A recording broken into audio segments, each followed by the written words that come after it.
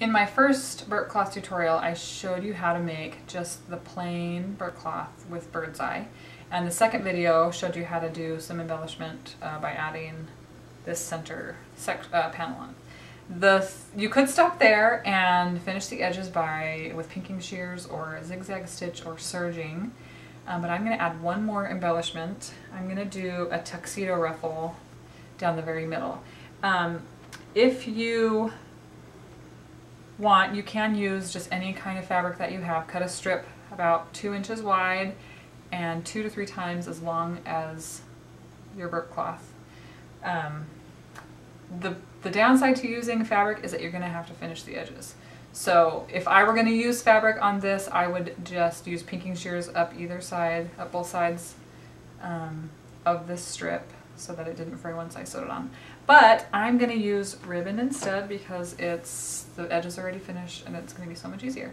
And I actually saved this from, I think it came on some sheets or something that I bought, so I always save stuff like that, and sometimes it comes in really handy.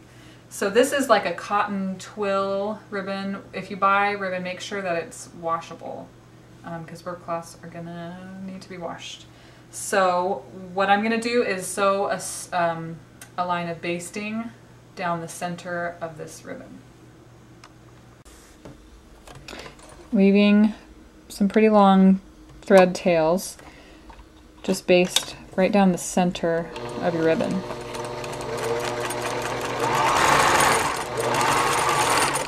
Okay, weave long threads and then you're going to find the bobbin thread.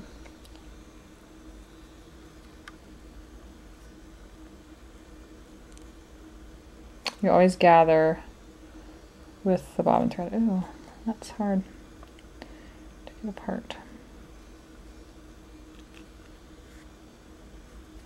So pull the bobbin thread and it's just gonna slide. Ooh, I like that. Slide the fabric right along the thread and push it down. And keep pulling until this strip of ribbon is about as long as your burp cloth. Once you sew the line of basting down your ribbon, I think it works best to pin one end of the ribbon to one end of the burp cloth and then just work your way up and kind of straighten it out as you go. Make sure the stitching is in the center and the sides are on either side of the stitching. You don't want the ribbon can get twisted around in circles and spiral really easily. So make sure you straighten it all out and just kind of even it all out to the very end and then pin it at the top when you're finished. And then you're going to sew a straight line right down the center. Okay, on this you can backstitch. Backstitch right there where this line of stitching crosses. You won't be able to see it because it's white. If you do a darker color, well, as long as your thread is the same color as your ribbon, it should be okay.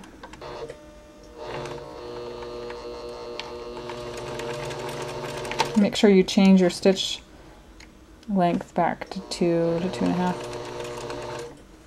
And just sew right down the middle, kind of straightening out the bunches as you go.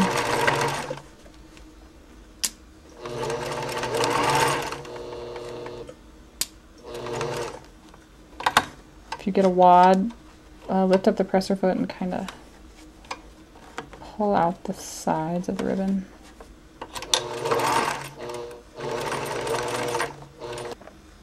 Okay, make sure you take all your pins out. I missed a couple because they were kind of hidden under. And then trim off the extra ribbon right flush with the edge of the burp cloth. And now, oops. Now we're going to finish the edges by cutting all the way around with pinking shears. The last step is to cut all the way around with pinking shears.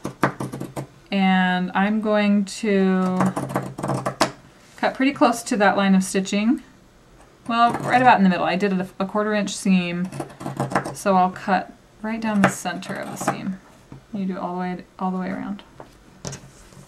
So this is it. This is the finished burp cloth with the panel of decorative fabric in the middle and the tuxedo ruffle. And finally, we finished the edges.